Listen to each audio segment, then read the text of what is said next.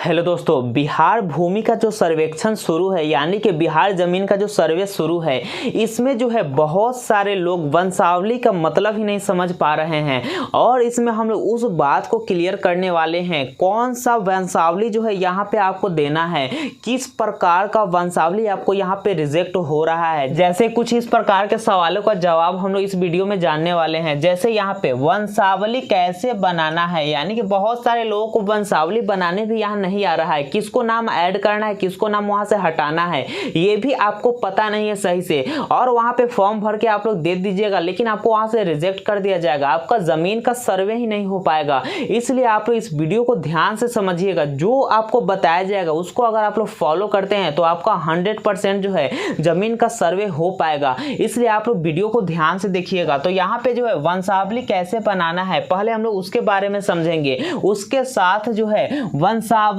किसका रिजेक्ट होगा, यानी कि इसमें वंशावली जो है बहुत सारे लोगों का रिजेक्ट भी होगा। इसलिए आप लोग ध्यान से समझकर वंशावली को बनाइएगा। जो इस वीडियो में आपको बताया जाएगा उसी स्टेप को फॉलो करके आप लोग बनाइएगा। तो यहाँ जो है रिजेक्ट भी बहुत सारे लोगों का यहाँ होने वाला है। अब उसके बाद हम लोग इसमें जानेंगे कि वंशावली किसको जरूरत है, यानी कि वंशावली जो है किसको किसको यहाँ जरूरत है और किसको वंशावली नहीं देना है, किसको वंशावली देना है, वो हम लोग समझेंगे। अब उसके साथ जो है सर्वे के लिए वंशावली कैसे बनेगा, यानी कि बहुत सारे लोगों को मन में डाउट होगा कि हम लोग वंशावली जो बनाते हैं, वंशावली का अर्थ कोई कोई समझते हैं लेकिन उसका अर्थ गलत समझ जाते हैं। लेकिन यहाँ पे जो है आपको सर्वे के लिए किस प्रकार से वंशावली तैयार करना है वो हम लोग जानकारी इसमें समझेंगे। तो यहाँ पे सबसे पहले हम लोग जानेंगे कि वंशावली कैसे बनेगा। तो वंशावली बनाने के लिए जो है सबसे पहले आपको जमीन का पेपर देखा जाएगा। आपका जमीन का पेपर जो है दस्तावेजी है या खतियानी है वो आपको देखना होगा। मान लीजिए आपका जमीन खतियानी है यानी कि पूर्वज से आ रहा है, और आपका जमीन जो है यहाँ पे मान लीजिए आपके परदादा या दादा के नाम से है, तो उनके लिए जो है वंशावली आपको कैसे बनाना है वो आप लोग बिल्कुल ध्यान से समझिएगा।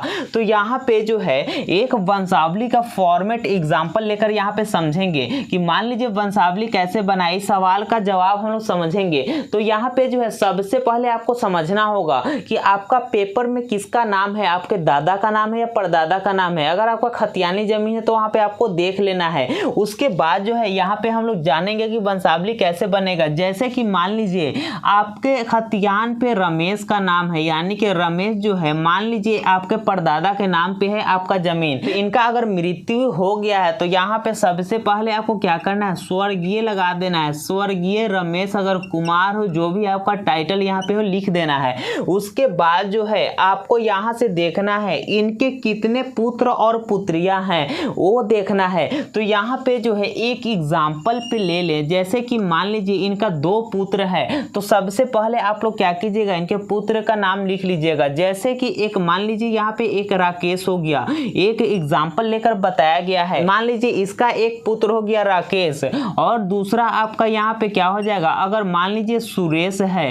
एक एग्जाम्पल के तौर पे ले लेते हैं। और मान लीजिए इसमें जो है 2 पुत्रियां भी है, तो इसमें भी ऐड करना है। बहुत सारे लोग यहीं पे गलती करते हैं, वो क्या करते हैं, केवल यहाँ पुत्र का यानी कि बेटा का इसमें दर्शा देते हैं और बेटी का इसमें से क्या कर देते हैं, साइड कर देते हैं। लेकिन वो नहीं करना है। वंशावली का अर्थ यही होगा, यहाँ पे जो है आपका कितना पुत्र और पुत्रियां है टोटल यहाँ पे क्या करना है वो यहाँ पे दिखाना है। जैसे कि मान लीजिए यहाँ पे रिया नाम की इनकी बेटी होगी, अब उसका दूसरा अगर मान लीजिए यहाँ पे मीना होगी, इस प्रकार से अगर मान लीजिए है। और अगर मान लीजिए मृत्यु जिनका हो गया है उससे पहले आपको स्व लगा देना है, यानी कि स्वर्गीय इस प्रकार से लगा देना है वंशावली जब आप लोग तैयार कीजिएगा। तो मान लीजिए इस फॉर्मेट में आ गया। अब मान लीजिए राकेश जो है इनका मृत्यु हो गया है, यानी कि ये स्वर्गीय राकेश है, तो अब इनका जो है इस पे नहीं छोड़ना है। अब आगे की ओर बढ़ेंगे कि स्वर्गीय राकेश जो है इनका कितना पुत्र और पुत्रियां है वो आपको अब देखना है। तो यहाँ पे मान लीजिए दोनों का देहांत हो गया है, यानी कि ये स्वर्गीय यहाँ पे लगा देना है। तो स्वर्गीय लगाने के बाद में आपको क्या करना है, इनके पुत्र और पुत्रिया से आपको कोई लेना देना नहीं है। लेकिन यहाँ पे जो है राकेश और सुरेश आया है, यानी कि जो पुत्र है इनके पुत्र और पुत्रिया से अब मतलब है। यहाँ पे इसको आगे नहीं बढ़ाना है, बस इसको इतना ही तक छोड़ना है। तो यहाँ पे मान लीजिए राकेश का 2 बेटा है और 1 बेटी है, तो उसको किस प्रकार से लिखेंगे, तो यहाँ पे जो है इस प्रकार से ये जाएगा। अब इसके बाद जो है यहाँ पे मान लीजिए इसका 2 बेटा है, जैसे एक का नाम यहाँ पे रख देते हैं रुपेश, यहाँ पे एक का नाम रुपेश हो गया।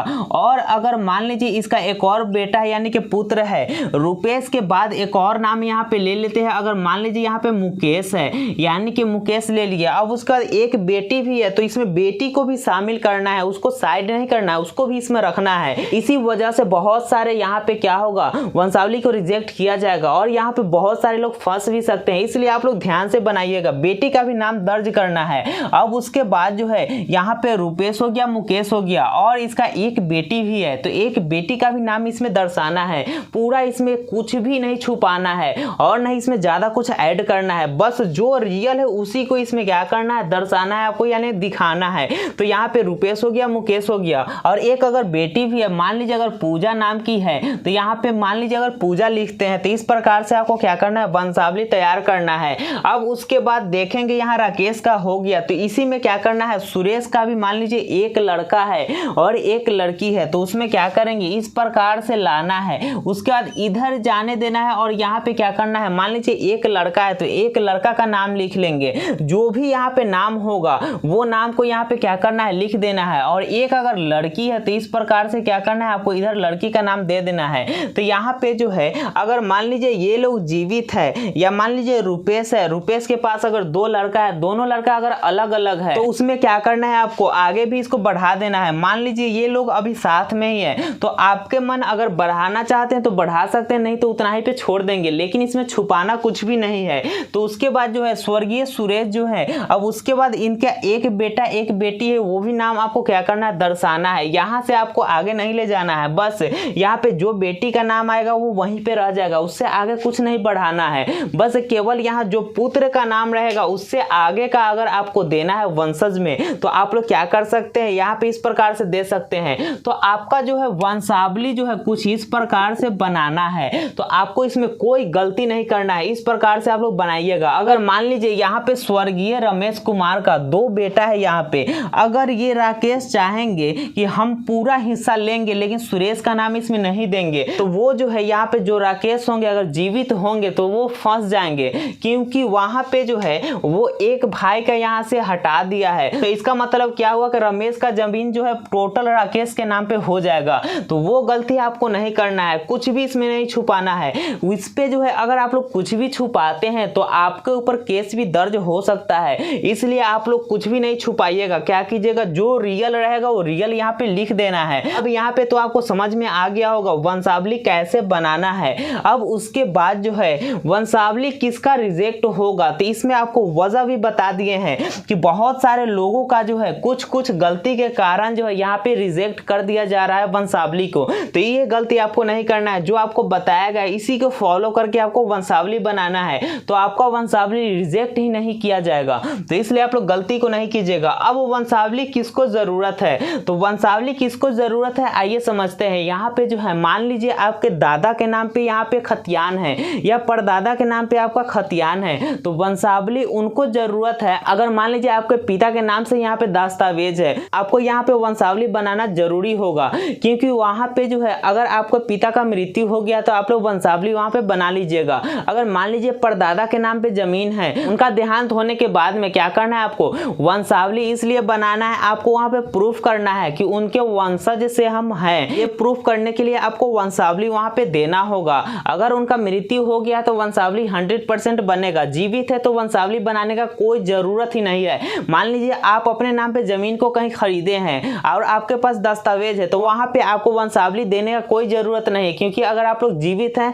तो वंशावली का जरूरत नहीं है। जो अब उसके बाद आपके मन में सवाल होगा सर्वे के लिए वंशावली कैसे बनेगा, तो सर्वे के लिए वंशावली बनाने के लिए आपको कहीं दौड़ भाग करने का जरूरत नहीं है। सरकार की तरफ से खुद यहाँ पे आदेश है कि खुद से आपको वहां पे वंशावली बनाना है, वंशावली को आपको रिजेक्ट नहीं किया जाएगा। अगर आप लोग सही तरीका से वंशावली को बनाइएगा तो कहीं कोर्ट कचहरी या ब्लॉक आपको दौड़ने का जरूरत नहीं और पैसा खर्च करने का जरूरत नहीं है। आप लोग खुद से यहाँ पे वंशावली को बना सकते हैं और यहाँ पे प्रूफ आप लोग कर सकते हैं कि उनके वंशज से हम हैं। बस उसमें कोई सा भी गलत नहीं होना चाहिए और कुछ भी आपको उसमें छुपाना नहीं है, नहीं तो आप लोग अच्छा खासा वहां पे फंस सकते हैं। इसलिए आप लोग क्या कीजिएगा, इस प्रकार से आपको वंशावली बना बनाना है। तो यहाँ पे जो है आपको सारे सवाल का जवाब मिल गया होगा। अगर आपके मन में अभी भी कोई भी डाउट होगा तो आप लोग कमेंट में जरूर पूछिएगा, वहाँ पे 100% जो है बहुत जल्द उसका आंसर दिया जाएगा, यानी उसका जवाब दिया जाएगा। अगर आपको वहाँ पे समझ में नहीं आए तो आपको उस पर एक वीडियो ही बनाकर बता दिया जाएगा। इसलिए आपके मन में जो भी डाउट हो आप लोग डायरेक्ट कमेंट कीजिए, आपको कमेंट का जवाब दिया जाएगा। तो यहाँ पे जो भी आपको बताया गया है आप लोग इसको ध्यान रखते हुए वंशावली को बनाइएगा। तो इसी प्रकार के नॉलेजफुल वीडियो के लिए वीडियो को लाइक कीजिएगा, चैनल पर नए होंगे चैनल को सब्सक्राइब कीजिएगा। तो चलिए मिलते हैं नेक्स्ट वीडियो में।